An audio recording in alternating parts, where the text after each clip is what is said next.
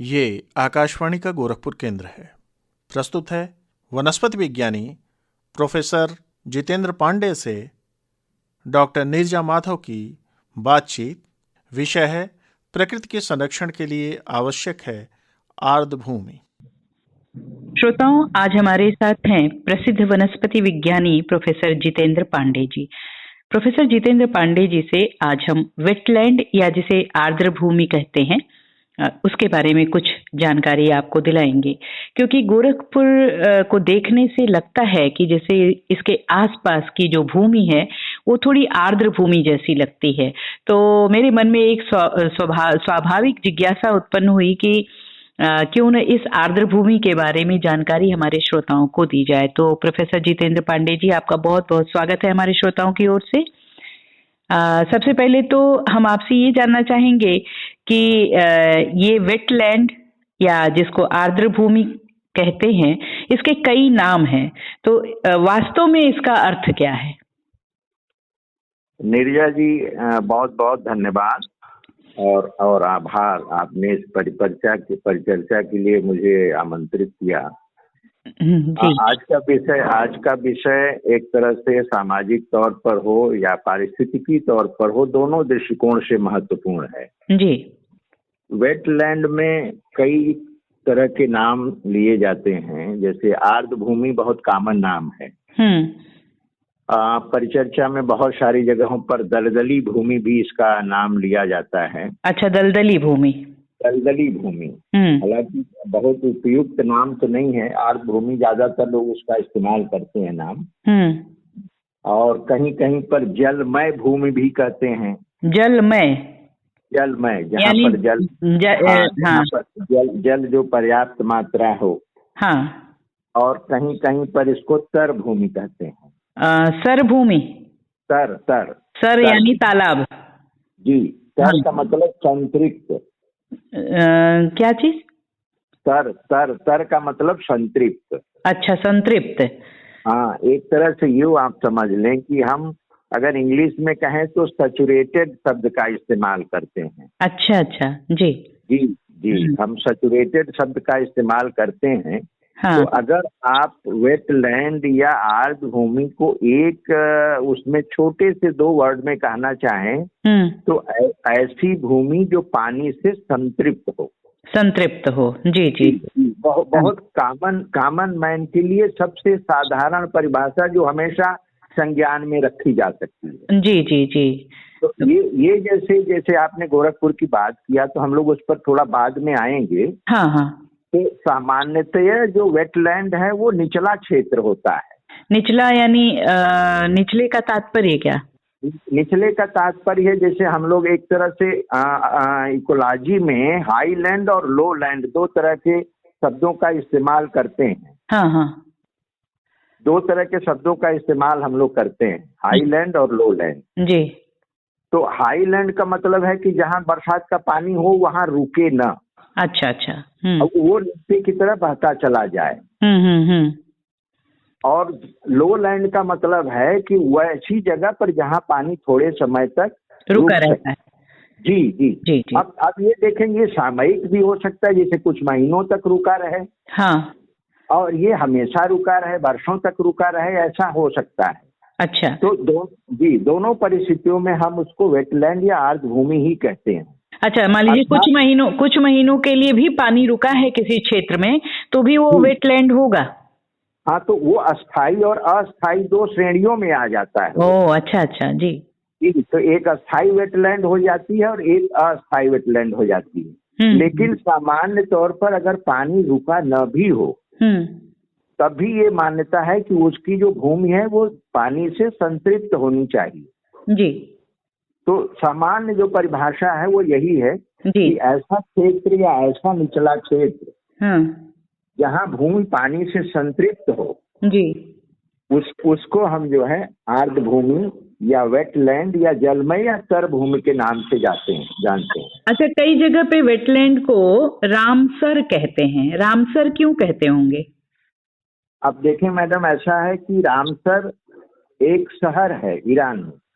अच्छा, ईरान में है। ईरान में एक शहर है रामसर। हाँ, और वास्तव में जो हम एक तरह से 2 फरवरी को जो मनाते हैं वेटलैंड डे, हाँ, वेटलैंड डे हम जो 2 फरवरी को मनाते हैं, पूरे विश्व में मनाया जाता है। हाँ, पूरे विश्व में मनाया जाता है, जो एक कन्वेंशन हुआ था।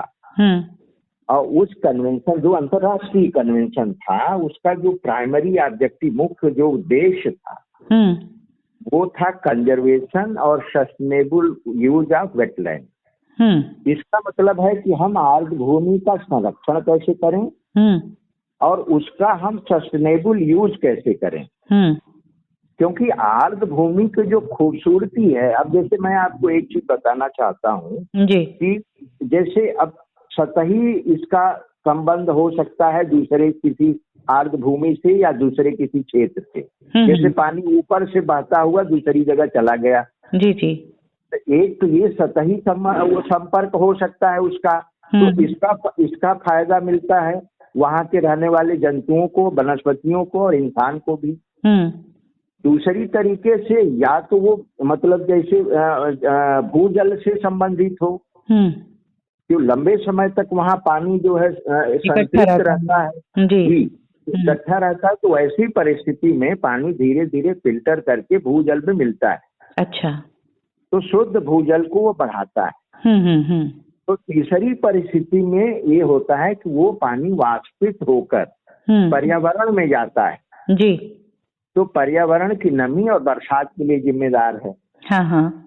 ये 3 तरह के मुख्य आधार के रूप में रामसर में ये कन्वेंशन हुआ। रामसर जो वहाँ का एक शहर है, ये शहर है जो ईरान का, उसमें एक कन्वेंशन हुआ कि इनका बड़ा पारिस्थितिकी महत्व है जो हम धीरे धीरे भूलते जा रहे हैं। ये 1971 में हुआ था। अच्छा। 2 फरवरी 1971। अच्छा, इसीलिए 2 फरवरी को वेटलैंड डे के रूप में मनाया ही जाता है। हाँ बिल्कुल, उसीलिए वेटलैंड के डे के रूप में मनाते हैं। ये इसमें एक इंटरनेशनल ट्रीटी समझौता जो है वो साइन किया गया, जिसमें ये कहा गया कि जितनी भी वेटलैंड अंतर्राष्ट्रीय महत्व की हैं, वो चाहे विश्व में कहीं भी, जी जी, उनको हमें पहचानना है और वैश्विक स्तर पर उनके संरक्षण की और उनके सस्टेनेबल इस्तेमाल का, सतत इस्तेमाल का कैसे उपयोग हो, उस पर हमें वैज्ञानिक दृष्टिकोण से काम करना है। जी, तो क्या इसके लिए कोई टीम वगैरह बनी होगी वैश्विक स्तर पर? वो नेशनल और इंटरनेशनल लेवल पर सब बनी है जी।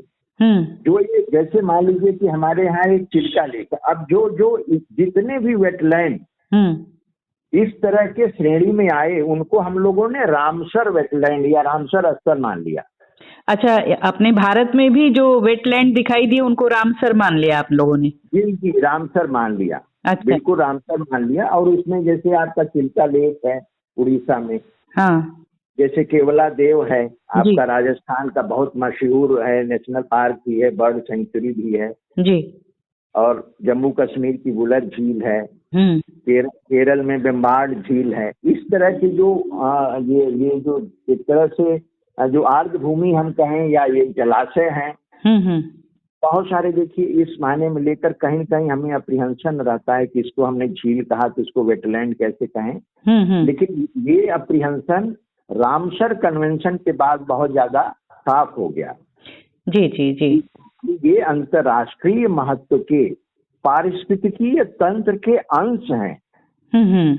ये आप एक तरह से यूं कहें कि जैसे हम अपने घर में मोजाइक बनवाते हैं, मोजाइक लगवाते हैं, तो उसी तरह से ये हमारे प्रकृति के मोजाइक हैं, पट्टीकारी हैं। अच्छा। जो प्रकृति के सौंदर्य के लिए बहुत आवश्यक हैं और प्रकृति के जो संचालन है, संरक्षण के लिए भी आवश्यक है, बहुत आवश्यक है। प्रकृति में हम लोग एक कॉन्टिन्यूम शब्द का इस्तेमाल करते हैं कि प्रकृति का हर कंपोनेंट आपस में सतत है। जी जी। वो हमें छोटे छोटे टुकड़े में भले दिखता है। तो जैसे हमारे शरीर में बहुत सारे हिस्से हैं, लीवर है, किडनी है, लंग्स हैं, किसी का काम है ऑक्सीजन को ट्रैप करना, किसी का काम है प्योरिफिकेशन करना, किसी का काम है ब्लड सप्लाई करना। तो ये जो प्रकृति रूपी शरीर है, उसमें ये वेटलैंड किस रूप में है? ये वेटलैंड एक तरह से आप समझ लें किडनी का भी काम करता है, मतलब फिल्टर करता है। अच्छा अच्छा जी। बहुत सारे जहरीली चीजों को फिल्टर, जैसे आप मान लीजिए गंगा रिवर है हमारी, तो गंगा रिवर में पानी आने के पहले ये लाखों किलोमीटर स्क्वायर की इसकी बेसिन है जी। तो जब पानी वहां से ऊंचाई से, जो हाई लैंड से जब पानी ट्रेवल करता है नीचे की तरफ, बहुत सारी वेटलैंड्स मिलती है जी। तो पहले पानी वहां जाता है। तो ये पहला पानी जो है वो गुणवत्ता में भी अच्छा होता है, और अगर किसी प्रदूषित क्षेत्र से गुजर रहा है तो जहरीले पदार्थों में भी बहुत ज्यादा सांद्रित होता है। जी जी। तो इस पानी को सीधे गंगा जी में जाने के पहले ये वेटलैंड्स अपने में रोक लेती है, आर्द्र भूमि में वो जल रुक जाता है। अच्छा। तो देर तक रुकने के बाद वो जो जहरीले पदार्थ हैं हाँ, वो वहीं अवशोषित हो जाते हैं, तो हमारे मुख्य रिवर तक वो चीजें नहीं पहुंच पाती। अच्छा, तो जैसे मान लीजिए आपने जो कहा कि जैसे मान लीजिए गंगा है या कोई भी, हमारा देश तो नदियों से भरा पड़ा है, बहुत सारी नदियां हैं। वेदों में 90 या 99 नदियों का उल्लेख आया है, तो यानी बहुत सारी नदियां हैं हमारी, उसकी सहयोगी नदियां हैं। तो क्या इन सारे क्षेत्रों को वेटलैंड कहा जाएगा क्या? नहीं, देखिए उसमें थोड़ा सा अंतर है। जैसे हम नदियों को, जैसे हमारी मेजर, अब नदियों में भी हम कभी मेजर रिवर कहते हैं जी, कभी माइनर रिवर कहते हैं, कभी स्ट्रीम कहते हैं। हाँ हाँ। तो जो मेजर रिवर हैं हम उनको वेटलैंड तो सामान्य रूप से नहीं कर सकते जी। लेकिन जो बीच में, जैसे अब गंगा जी हैं तो इसको, पूरी गंगा जी को जो बनारस का स्वरूप जैसे आपको दिख रहा है, तो ऊपर की तरफ जब आप जाएंगी, अपर गंगा मान लीजिए, वहां पहुंचेंगी तो पतला स्वरूप होगा। और जो फिर जो हाई लैंड से पानी आता है वो एक तरह से जैसे किसी एक वृक्ष में बहुत सारी शाखाएं हों। जी जी। और ऊपर से हम पानी गिराएं और ऐसा गिराएं कि शाखाओं से होता हुआ तने से पानी नीचे आए। अच्छा। तो ये जो तना का स्वरूप है यही आपका मेजर रिवर कहलाता है। ऊपर से पत्तियां हैं, टहनियां हैं, उससे होता हुआ पानी वेटलैंड। ये हाँ, नीचे की तरफ। अब जैसे अब रिवर के मान लीजिए हमारी गंगा जी हैं, हाँ, गंगा जी में जो अपर गंगा पार्ट है उसको हम वेटलैंड कह सकते हैं। उसको अंतरराष्ट्रीय स्तर पर रामसर साइट के नाम पर जाना जाता है। अच्छा, ये जो रामसर नाम है बहुत आकर्षित कर रहा है, इसमें राम भी है। इसलिए कर रहा है कि इसका सबसे बड़ा उद्देश्य जो है वो संरक्षण है। हाँ। जैसे हम अपने शरीर के अंगों को संरक्षित ना करें तो हमारा शरीर स्वस्थ नहीं होगा। जी जी जी। तो ये हमारे शरीर, जैसे अगर पूरे प्रकृति को एक शरीर माने तो उसका बहुत महत्वपूर्ण हिस्सा है ये। जी जी जी। इसे हमें संरक्षित करना आवश्यक है। जी जी जी। तो रामसर नाम का बड़ा महत्व है। जी, प्रोफेसर जितेंद्र पांडे जी, ये जानना जरूरी है कि जो वैश्विक स्तर की तुलना में भारत में वेटलैंड की स्थिति क्या है? देखिए, वैश्विक स्तर की तुलना में अगर हम पूरे लेवल पे कंपेयर करते हैं जी, तो हमारा देश जो है वो 7वें नंबर पर आता है जियोग्राफिक एरिया के हिसाब से। तो उस हिसाब से हम पीछे हैं, और पीछे भी हैं और पीछे होते जा रहे हैं। क्यों? वेटलैंड बनाने में हमारी आपकी भूमिका तो है नहीं? नहीं, उसमें देखिए, मैं बताना ये चाहता हूँ कि जो प्राकृतिक तौर पर जो वेटलैंड थी, हाँ, जो आर्द्र भूमि थी वो कम हो रही। अच्छा, क्यों? अब अगर आप देखें तो अंतरराष्ट्रीय स्तर पर, हाँ, हम लोगों ने, मतलब वैश्विक स्तर के वैज्ञानिकों ने और जितने लोग पॉलिसी मेकर्स हैं, सबने लगभग 2450 के आसपास वेटलैंड्स को आइडेंटिफाई किया। अच्छा। जिसमें ये कहा गया कि इनका संरक्षण बहुत प्राथमिकता से करना जरूरी है। ये अंतर्राष्ट्रीय स्तर पर इतने हुए चिन्हित? ये हुए, हाँ, लगभग 2500 रफलिया मान ले, थोड़ा बहुत रोज कोई बढ़ता जाता है।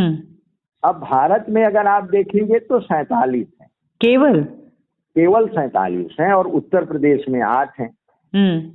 हाँ, ज्यादातर जो गंगा बेसिन है, जो आपका गंगा रिवर की जो बेसिन है, हाँ, उसमें 8 हैं, जिसमें हम अपर गंगा को भी मानते हैं। अच्छा अच्छा। और सुंदरबन तक आप जाएंगी तो ये साइट बढ़ती चली जाती हैं, लेकिन कुल मिला के 46-47 है। कहीं कहीं रिपोर्ट में 46 लिखा जाता है, कहीं कहीं 47, एक आध और इसमें किया गया। अब इसमें दिक्कत ये है नीरजा जी कि हमारा जैसे देखिए, हम इस पे टिप्पणी नहीं कर रहे हैं, लेकिन हमें विकास के जो प्रारूप हैं जी जी उसमें हमें थोड़ी सावधानी करना पड़ेगा। हाँ हाँ, बिल्कुल सही बात है, जो प्रकृति को नुकसान न पहुंचाए। जैसे 2 बिंदु हैं, जैसे हमारी शहरी एरिया बढ़ रही और हमारी जो सड़कें बढ़ रही हैं बहुत तेजी से, तो हमें हमारा जो सिस्टम है, जो हमारी सरकार है, जी जी, उससे मैं आपके इस माध्यम से ये निवेदन करूंगा, आग्रह करूंगा कि ऐसे जो क्षेत्र हों वो भले रामसर साइट में न हो। हाँ हाँ, रामसर साइट हो गया तब तो वो आइडेंटिफाइड एरिया हो गया, उसको कोई नहीं छुएगा। जी जी, लेकिन ऐसे जो साइट्स हैं, मान लीजिए कोई ऐसा ताल है जो 4 महीने तक पानी उसमें भरा रहता है, वो भी वेटलैंड की कैटेगरी में अस्थायी वेटलैंड कहलाएगा। उसको भी हम, चाहे अगर अर्बन विस्तार हो रहा हो शहरीकरण का, जी या शहरी या सड़कों का विस्तार हो रहा हो, वहां हमें सावधानी करना पड़ेगा। जी जी जी, तो ये चीजें जो हैं ये काफी मात्रा में छोटे लेवल के जो वेटलैंड जो पहले आइडेंटिफाई नहीं हुए, हाँ हाँ, उनके नंबर इसके चलते काफी कम हो गए। तो थोड़ा हम लोग वैश्विक स्तर पर हम पीछे हैं और हमें इसके लिए सतर्क होना होगा, इनके कंजर्वेशन के लिए। जी, क्योंकि इनका बहुत इस्तेमाल है। प्रकृति को एक तरह से आप मेंटेन करने के लिए, ये देखने में छोटे हैं, हाँ, जियोग्राफिकली इनका क्षेत्रफल कम है जी, लेकिन इनको हमें मेंटेन करना होगा। महत्वपूर्ण है ये प्रकृति के लिए और हमारे सबके मनुष्य के जीवन के संरक्षण के लिए। जी जी जी जी, प्रोफेसर जितेंद्र पांडे जी, ये हम जानना चाह रहे हैं कि जो अभी हम लोगों ने गोरखपुर की बात की, क्या उस क्षेत्र को भी हम लोलैंड या वेटलैंड के भीतर रख पाएंगे? देखिए, ऐसा है कि गोरखपुर जो है वो एक तरह से तराई क्षेत्र के हिस्सा में आता है। हाँ हाँ, और गोरखपुर में अगर एज सच देखें तो रामसर साइट के रूप में कोई नहीं। अच्छा, हाँ, वेटलैंड्स तो हैं। हाँ हाँ, जैसे आपका रामगढ़ ताल भी जो है, हाँ, वो वेटलैंड है, बहुत अच्छा वेटलैंड है। अच्छा, और उधर बलिया से मिलता जो सुराहा ताल है, वो भी बहुत अच्छा वेटलैंड है।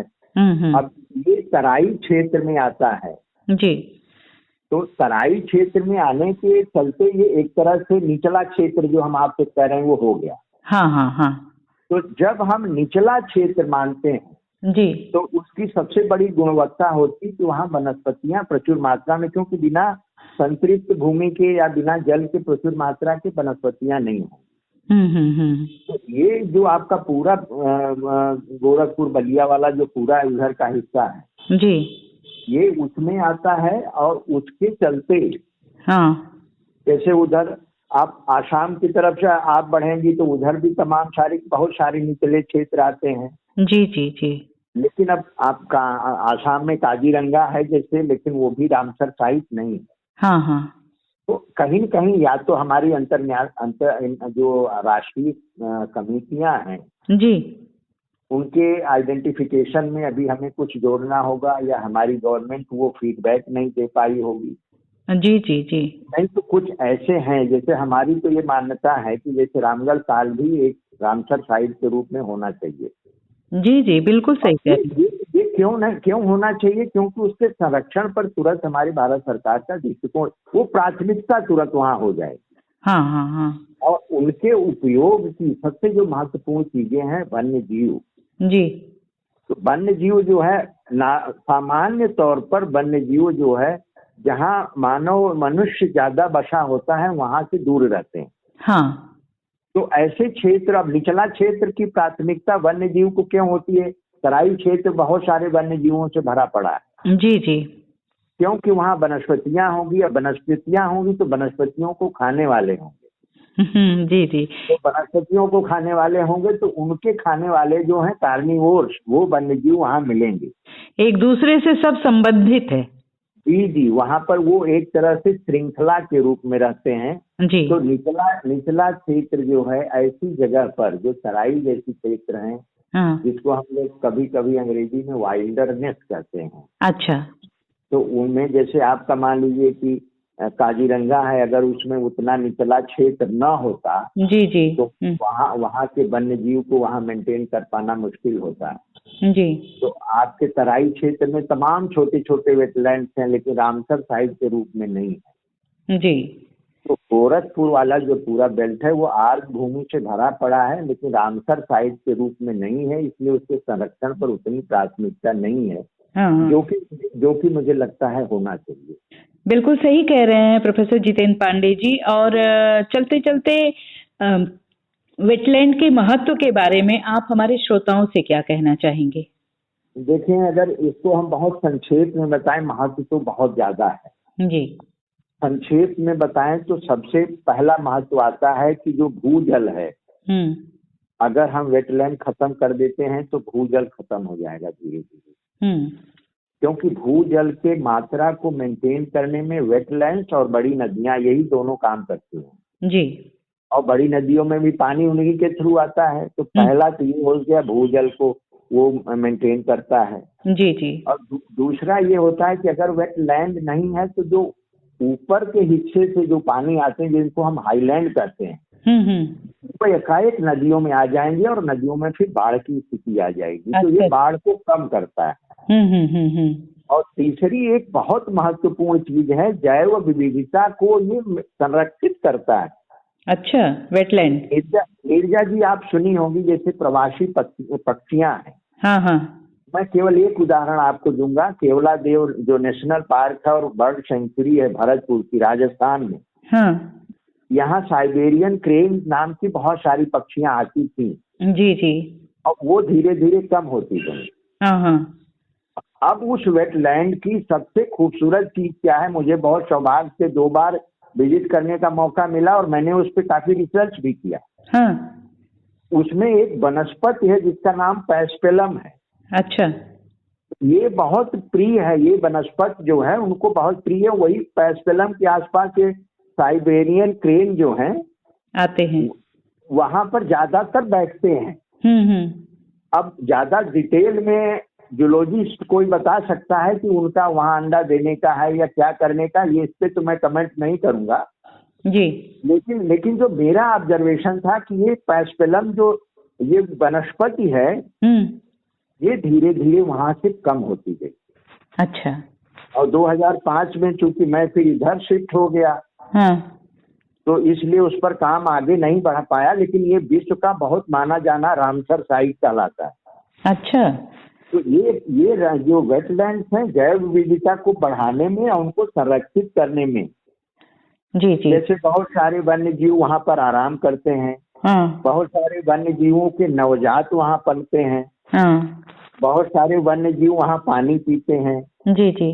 या खाना खाने के लिए आते हैं। तो इस तरह से जैव विविधता को संरक्षित करती हैं, मेंटेन करती हैं वेटलैंड। अच्छा।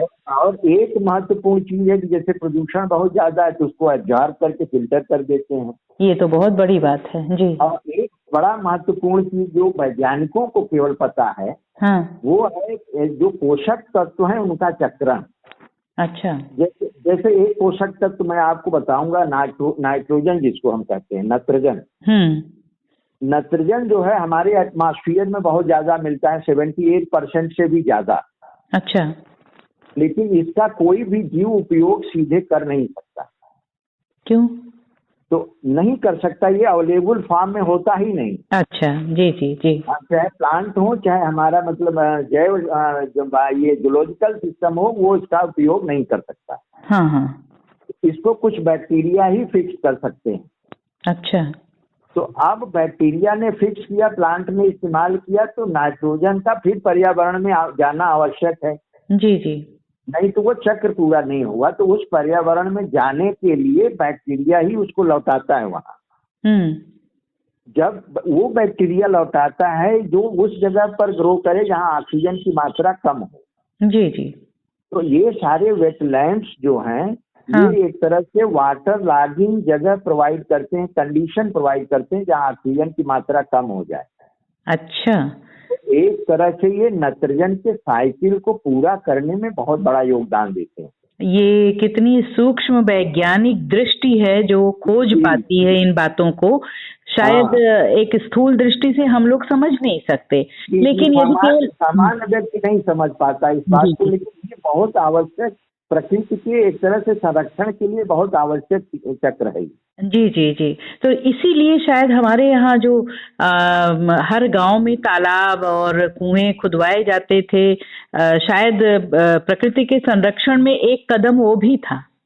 उसमें बहुत दूरदर्शिता थी। अब उन लोगों को वैज्ञानिक चीजें नहीं मालूम है। हाँ। लेकिन बहुत लोगों को शास्त्रों के आधार पर कुछ चीजें मालूम थी। जी जी जी। और उसके पीछे दूरदर्शिता थी कि वहां पर अगर बहुत गर्मी है तो वो कम होगी। हाँ हाँ। बहुत ठंड है तो वो कम होगी। कुछ ऐसे वन्य जीव हैं जो रात को निकलते हैं तो वो पानी वहां से पा पाएंगे। जी जी जी। तो उसमें परोपकार भी था, सामाजिक फायदे भी थे और परिस्थिति के लिए वो उपयोगी हो, ये भी उद्देश्य थे। हम लोगों के गांव में भी बहुत सारे तालाब थे जी, जो आज की तिथि में देखा जाए तो नंबर में बहुत कम हो गए हैं। ये तो हमारी आंखों के सामने की बात है। बिल्कुल। धीरे धीरे लोग तालाबों और कुंडों को पाटते चले जा रहे हैं, उस पर आवासीय मकान बन रहे हैं, घर बन रहे हैं। हाँ, वो आवासीय क्षेत्र में ज्यादा आते जा रहे हैं। यहाँ हम अपने सरकार से आग्रह करेंगे कि यहाँ हमें थोड़ा सा जागरूक होने की जरूरत है। जी जी। यानी को समझना होगा। जी, वेटलैंड को संरक्षित करना हमारी, आपकी और सरकार की, सबकी जिम्मेदारी है। ये जिम्मेदारी है, बिल्कुल सबकी जिम्मेदारी, समाज की भी जिम्मेदारी है। जी, ये प्रकृति के लिए बहुत आवश्यक है। तो प्रोफेसर जितेंद्र पांडे जी, आपने एक बहुत सार्थक और सारगर्भित जानकारी हमारे श्रोताओं को दी कि ये जो वेटलैंड्स हैं या आर्द्र भूमि है, कितना महत्वपूर्ण है प्रकृति के संरक्षण के लिए और मनुष्य के संरक्षण के लिए भी। आपको हमारे श्रोताओं की ओर से बहुत बहुत धन्यवाद। धन्यवाद निर्या जी, बहुत बहुत धन्यवाद।